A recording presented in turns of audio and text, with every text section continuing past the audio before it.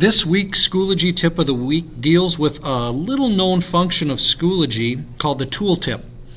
When you are setting up an assignment, and this can be in an assignment, in a discussion board, whatever, you can use what's called a tooltip to highlight or define a term that you would like for your students.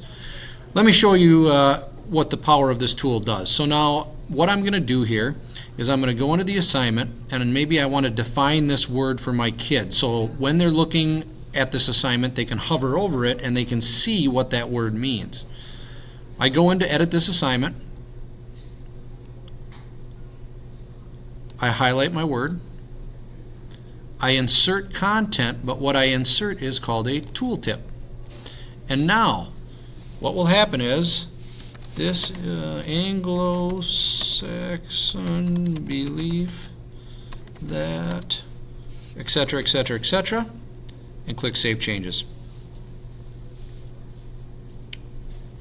So now when I'm in my course as a student and I'm looking at that particular assignment,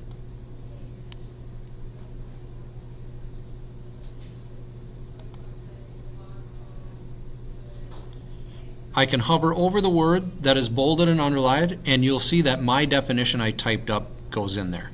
So you could use this when setting up assignments to define vocabulary.